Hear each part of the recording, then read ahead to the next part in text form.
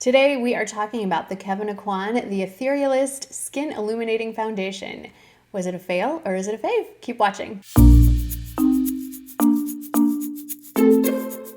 Hey everyone, so if you follow me on Instagram, I posted a little while ago what you wanted me to do for taking one for the team.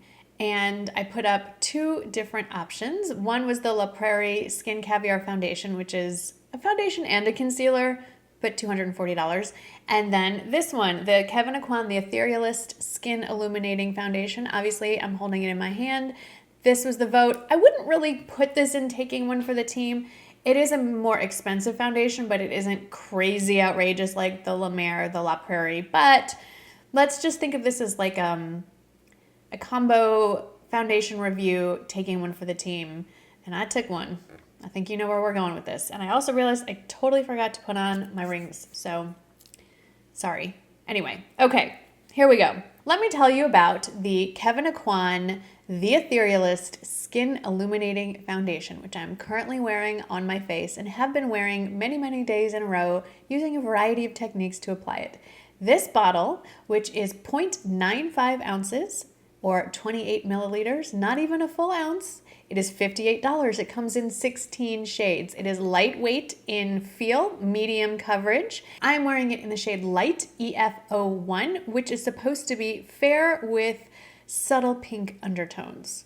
That's what was perfectly matched to me at Nordstrom, and I have to say, it is a perfect color match, but we will talk about that more. I want to pull up exactly how it is described on the Kevyn Aucoin website. I have it here. A lightweight, medium coverage, moisture-packed foundation, that is important to remember, creates a natural, luminous, airbrushed appearance. The Etherealist Skin Illuminating Foundation blends effortlessly for shine-free, comfortable wear. A unique blend of ingredients boosts hydration and maintains skin's moisture, creating a cushiony feel.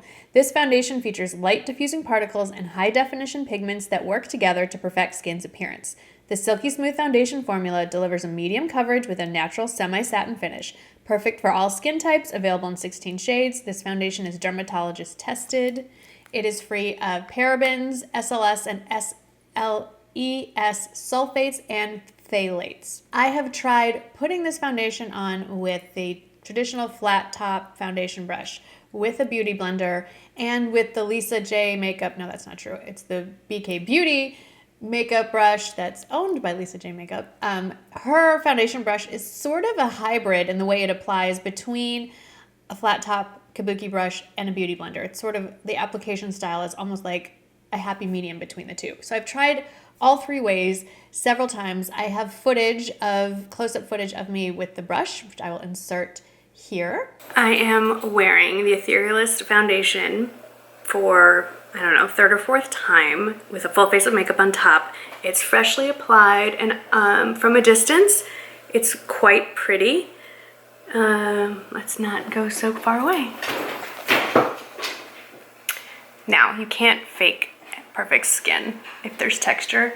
I still have some residual raised marks from blemishes, but I'm hoping you pick up on this. Even with fresh application, it just seems to be sitting on the skin. And I did actually go over it with the It Cosmetics Celebration foundation powder because it went patchy, and I'm going to a lunch and I wanted to look sort of normal. I'll check in towards the end of the day and let you know how it's holding up, because it's still hot. I mean, and I did spray it with setting spray. Let's just see how it does. And I should probably put on some lipstick. Good evening, friends. It is 10 o'clock at night. When did I put on my makeup? Probably closer to 10, maybe? So it's been 12 hours. Now, this whole side of my face got licked by a giant gray dog just about 20 minutes ago. And I've been like rubbing and picking here. Let's get real close and personal. It's really not sitting in this fold any more than, actually a little bit less than others. It's not really gathering under my eyes or getting crusty. It actually looks pretty good. I mean, the coverage isn't, like I said, Rowdy just licked me here and here. It's a little splotchy, the coverage is a little uneven, and but it was that way from the beginning of the day, so it actually just held up, I think. Tomorrow I'm going to try applying it with a sponge. Today I applied it with this kind of like a flat top. And I have my initial first impression of application with the Beauty Blender, which was very positive, which I shall insert now. The application is so different. It's smooth. It's melded into the skin. I'm also playing with my new Naked Honey palette, if you're wondering what's going on here. Very pleased. It's amazing what a difference sometimes an application technique makes. So there is hope for this foundation yet. So I have worn a lot of foundations and a lot of different makeup over the last 9 or so years, and I rarely have a total fail. And this one, I really wanted to like this one because I have wanted to wear this foundation personally. Like, I picked it, y'all didn't. Had narrowed it down to 2 foundations I really very much wanted to buy for myself, own, wear, and love. And I've worn other Kevyn Aucoin products in the past and love them. I have very high regard for the brand as a whole. I wore this foundation yesterday when I went and got my hair done. I got a lot of it chopped and still getting used to it. And when I sat down in the chair, my stylist, who's been doing my hair for at least a decade, we're very close and we speak honestly with each other. She said, are you testing a new foundation? Yep. She said, yeah, I'm not liking it on you. I said, yeah, I don't like it either. It's okay. Tell me more. And she did. She said it just doesn't make you look healthy. It matches your skin tone perfectly, but there's something about it. It's not sitting right on your skin. It is actually just sitting on top of your skin. It looks powdery. It looks patchy. It's not blending. I said, I know. And this is the best it's looked so far. I don't know what it is. I don't know if it's my skin. I have tried this with different moisturizers. I have used this over different sunscreens. I have used this over no moisturizer, over no sunscreen. It's always the same end result. The pigmentation is uneven, patchy.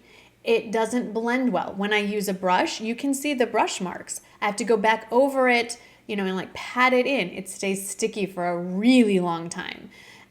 Something that never happens to me because my skin is dry, usually sucks the foundation in. It wears off super quickly. I'm going to zoom in so you can see. I've only had this on 3 hours and it's already wearing off.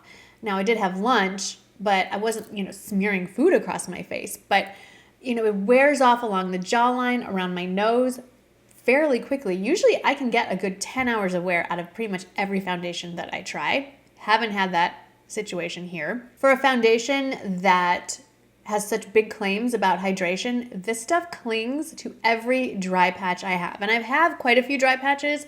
I had a reaction to another foundation I tested. It was the Anastasia Beverly Hills, the new foundation. Made me break out everywhere. So as those are healing, they get dry. And this has been clinging to all of those patches.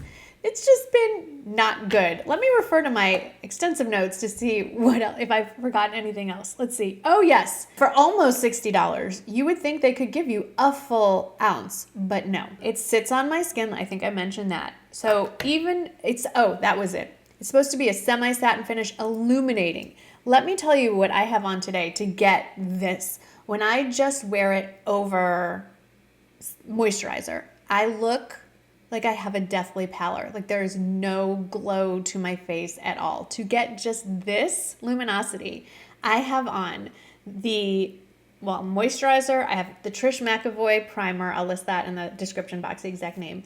I have the Charlotte Tilbury Hollywood filter. Then I have the Charlotte Tilbury, the contour wand. Then I have the highlighter wand. Then I put on the foundation. And then I put on concealer. Then I put on more bronzer, blush, more highlighter. That's a lot of effort to get this to work. It shouldn't have to be that hard. I know I'm really railing on this. Another issue I have is the actual container. I like it visually very much, but there's no way to lock it down, so to speak. It has this great little pump and it dispenses a good amount, just the right amount that you would need for your face. But there's no way to maybe turn it in a way so that you can make sure if you have this in your makeup bag that the pump doesn't accidentally get pushed down and then dispense all over the inside of your bag. There's no cap or anything. So that's another con. And I know I'm being really picky, but for $60, these are things that you expect in the packaging. I've used enough of it that I don't feel right returning it. I did get it at Nordstrom and I'm sure they would take it back. That's one of the reasons I love shopping there. I do feel like this is probably a good option to mix with some of my foundations that maybe are a little bit too dark or a little bit too thick, I can definitely mix it in with that. If I hadn't used it as much as I had, I most definitely would be bringing it back. But I do have one pro. I will say this, when it's first applied and still fresh, it does photograph beautifully. It looks beautiful on camera, I think, which is nice. But it's not enough. It's not enough to justify the price tag. And honestly, it's not even about the price tag because some of my most favorite foundations are under $10. And I just expect anything that I purchase, whether it's $5, $10, $60, $120, it should perform to a certain level. Otherwise, why is it even on the market? It's just a waste of your money. And so for that, I cannot recommend that you spend any of your money on this particular foundation. However, the vast majority of people in the world who have reviewed this feel 100% differently than me. Most of the reviews that I found on Nordstrom, on Sephora, on the Kevyn Aucoin website rave about this formula. They love it. So I don't know. If you have always been curious, take my recommendation with a grain of salt. I always forget to start this way. I am 46 years old. My skin is aging. It is dry and it is sensitive. So another pro is that it did not react to my skin did not react to it. So that's a good thing. I recommend going to Nordstrom, going to Sephora, getting yourself a sample, trying it for yourself. You may have had a completely different experience than me, and that's great. I mean, my hope is that anytime I don't like something, I'm the only one, because I don't want anyone to have a bad experience, especially if you bought it yourself and want you to enjoy what you've chosen to take home. So with that being said, for me, this was a fail.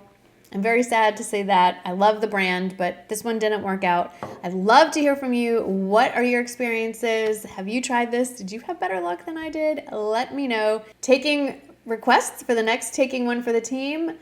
Maybe not foundation. I seem to always be gravitating toward foundation. What is something else that you want me to try in makeup world? Any other product other than foundation? Let me know in the comments below. I hope that you enjoyed this kind of surface level review of the Kevyn Aucoin Etherealist foundation. Let me know what you think, and I'll see you in the next one.